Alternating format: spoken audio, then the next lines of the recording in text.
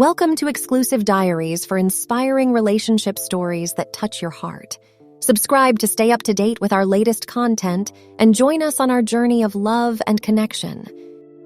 Wife cheated on him with his best friend and he had his revenge.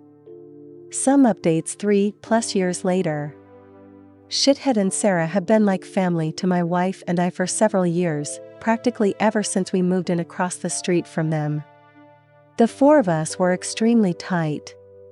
Our kids are the same age as theirs and are all good friends. We were one big family unit. We did dinner together a few times a week. We went on vacations together. I truly saw Shithead as a brother, and my wife and Sarah were very close too. 5 months ago, I was completely blindsided by the discovery of an affair between my wife and Shithead. My wife had left her email open on our computer, and I saw an email from her to her longtime therapist saying that Shithead would be joining her at an upcoming session again. WTF? My mind started racing. Why in the world would Shithead be going to her therapy sessions without my knowledge? I did a search and found some other emails to and from the therapist proving that Shithead had been going to sessions together with her for about 6 weeks. I checked our mobile phone account and discovered that, since late summer, they had been exchanging hundreds of texts every day, peaking at nearly 500/day by the holidays. Speaking of the holidays, my wife and I hosted both of our families, parents, siblings, etc. for both Thanksgiving and Christmas dinner, and Shithead and Sarah joined us either for dinner or after dinner on both holidays. Text records showed that the entire time that they were at our house celebrating with our families, my wife and Shithead were texting each other across the room. They were doing that pretty much every time the four of us hung out, for months. And, all day, every day just in general. But what bothers me the most is that they were doing it with Sarah and I right there.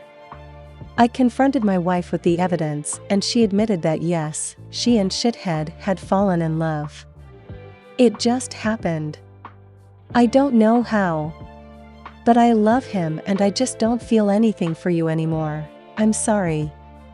They had gone on a school district trip together, something had happened in her hotel room, and things had moved quickly from there. She explained, as I lay face down on the couch, unable to look at her, that they had already made plans to move out and divorce me and Sarah, and while they didn't plan to move in together immediately because of the kids, they'd probably do so eventually. The meetings with the therapist were supposedly mostly for the purpose of finding a way to break this to me and Sarah as gently as possible, because they were so very concerned for our well-being. Sarah and I are fairly certain that they weren't planning on telling us about the affair at all, and were simply going to discover their feelings for one another several months down the line, after they'd come up with some other reason to divorce the two of us. My wife moved out 2 months ago. I was, and still am, utterly destroyed. I cry every day. I cried writing the first few paragraphs of this story just now. I worry nonstop about the impact on our kids. But I am also not exactly a shrinking violet when I feel that I've been wronged. And in this case I was, objectively, very, very wronged. So, a couple of years ago, Shithead ran for a Board of Education seat as a pretty extreme underdog. I helped him with his campaign materials and debate prep, and my wife, a well-known school district employee, this becomes important later, got the word out as best she could. Much to our surprise, he actually won in a squeaker, by just a few dozen votes. Being on the board became the center of Shithead's world. He joined every committee that he could. This turned into the foundation of his affair with my wife, as they were constantly going to school events and meetings together on evenings and weekends.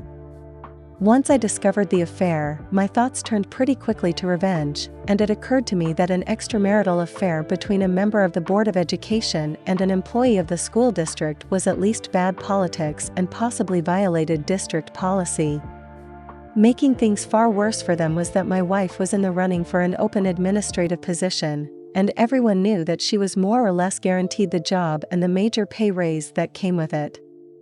She had just finished her master's degree in school administration, at the urging of her principal and the superintendent, so that she could be promoted to this specific position. I had plenty of evidence of the affair, texts from both of them admitting to it, text records showing that they were texting hundreds of times a day, emails to and from the therapist, etc. I considered simply emailing all of the evidence to the board and the superintendent, but felt like I, as the grieving, betrayed spouse, might not be seen as a credible source. So instead, I invented a fictitious furious friend who was planning on showing up to the next board meeting and publicly shaming the two of them for their affair. I told my wife that I'd tried to talk this person down but couldn't guarantee that they wouldn't show up and humiliate them publicly. As I expected, this led Shithead to conclude that the only option was for him to preemptively admit the affair to the board. The superintendent subsequently recommended that Shithead resign, which he did. Sarah said that he was utterly humiliated and crushed, and barely got out of bed for a few days afterward. Once word of the affair and Shithead's resignation started getting around, the superintendent, a longtime friend of both my wife and Shithead, contacted my wife and tearfully informed her that it was no longer politically appropriate for her to be promoted to an administrative position within the district. The position that had been lined up for her was later filled by an outside candidate. This sent waves of confusion and rumor throughout the district, as it was pretty well known that my wife was getting the job. The day after she was informed that she wasn't getting the promotion, my wife and I, despite our crumbling marriage, took our son out to breakfast together on his birthday, and a parent stopped by our table to congratulate her on her new role. She said thanks, then excused herself to go cry in the bathroom for a while. I let the dust settle for a couple of weeks, and then, right before my wife moved out, let them in on my little secret. There was never a furious friend threatening to expose them in the first place. Just me. Word of all of this has gotten around our fairly small town, which Shithead grew up in and my wife has worked in for nearly 20 years. My wife refuses to talk to me about how things are at work now, but I've heard from some people I know in the district that her formerly spotless reputation has taken a major hit. Shithead, formerly a gregarious social presence in our neighborhood and at events and pubs in town, has completely gone underground and barely emerges to mow his lawn. He's moving out soon, to a shitty little townhouse, which is all he can afford due to all the child support he's going to have to pay his wife. My wife and Shithead claim that they plan on trying to make things work together, despite all the public humiliation. I wish them lots of luck with that. I'm sure it will be a lot of fun to show their faces together in town. Are you and Sarah a thing now? You should totally be a thing, that would be awesome. No. We're friends. We've been incredibly important to each other since this all started and have certainly gotten a lot closer, but not in the way everyone's thinking. This would all be so much harder to deal with if I didn't have her to lean on, and she says she feels the same way about me. We're going through basically the exact same situation with the same players, after all. Shithead hasn't moved out yet. Once he does, we plan to go back to getting the kids together more often like they used to. It'll never be the same, of course. She already does come over with the kids from time to time, but it's just tough with Shithead's constant presence across the street. Didn't your revenge hurt both sets of kids? Not really. Shithead has a day job. The Board of Education was his hobby and his passion, but this didn't affect his income at all. And my wife has been assured that if she wants to pursue an administrative position with another district, she'll have glowing letters of recommendation from her superintendent and principal. It'll mean giving up a lot of work relationships in the process, but given the hit her reputation has taken, I'm guessing she makes that jump sooner rather than later. In the meantime, not moving to an administrative job means that she still has summers off with the kids. Why do you call her your wife instead of your former wife? We're working our way through divorce mediation, but it isn't final yet. Will be soon. Why didn't you notice all of the texting your wife was doing? Well, I did. It was really starting to piss me off. It was excessive. She has a big social circle and does tend to text a lot anyway, but it was really getting over the top, to the point where she was completely ignoring me and the kids. At one point in November, I asked her to agree to a no phones at the dinner table rule, which she agreed to reluctantly but then would pout through dinner, and eventually she just started using her phone during dinner again. All that said, I was blind. Not only was the texting getting weird, but her relationship with shithead was starting to make me uncomfortable. Sarah noticed it too and agreed. We confronted them a couple of times about it directly, and they both swore up and down that it was just school stuff that they were talking about, there was nothing else going on. And for whatever reason, we believed them, probably because the mind tends to refuse to see things that it doesn't want to see. Thanks, by the way, for all of the support in the comments. I couldn't reply to everyone, but I did read them all, and I appreciate them, even the brutally honest feedback from people who feel that I did the wrong thing. Posting this and reading all of the responses introduced me to perspectives I hadn't considered about all of this, and reminded me most of all that the anguish I'm dealing with is pretty normal given the situation I'm going through. I had a pretty okay Memorial Day weekend, even though I missed my wife and thought a lot about the things we'd probably be doing as a family. I'm taking my kids camping next weekend, and having something like that to look forward to and plan has me feeling pretty good today. Update, December 4th, 2022. I've been getting a surprising number of requests to post an update to this story. I guess it blew up a bit on TikTok, which I don't use. Where to start? It's been a bizarre few years, especially with COVID thrown in the mix, which I somehow still have never caught, despite my kids getting it twice each, thankfully just mild cases. Well, at the time that I posted the original story, I was obviously a wreck.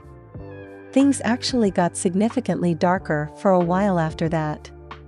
My ex decided to start bringing shithead around our kids just a few months after she moved out, which was really hard for me to deal with.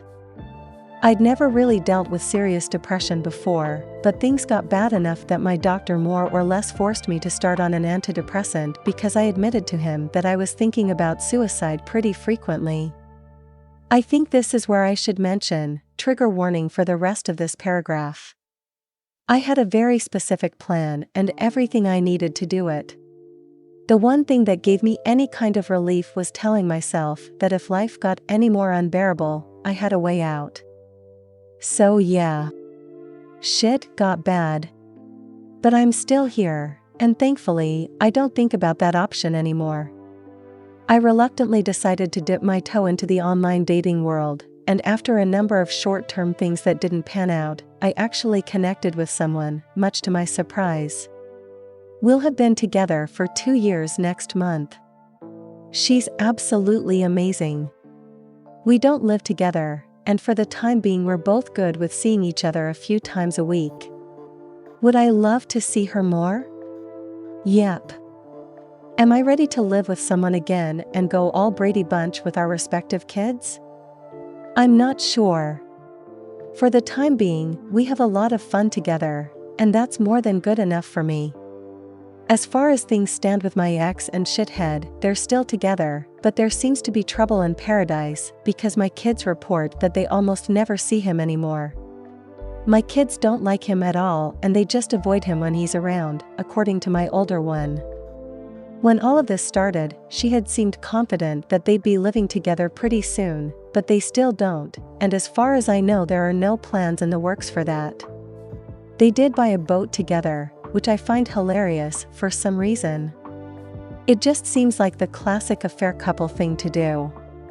Sarah took a long time to accept that her marriage was truly over, but once she did, she really did an admirable job of moving on.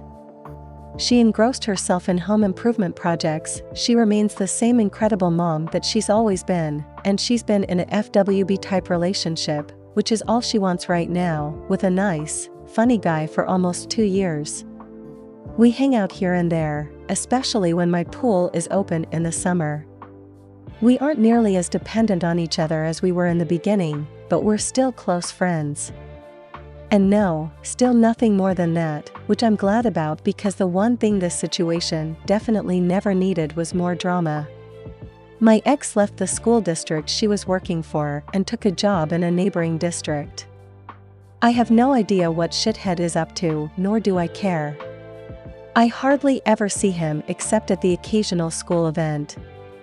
For a while there, I was worried that he'd look at me the wrong way and I'd wind up in jail for knocking him out in an elementary school cafeteria or something, but I just don't care enough about him anymore for that to be a concern.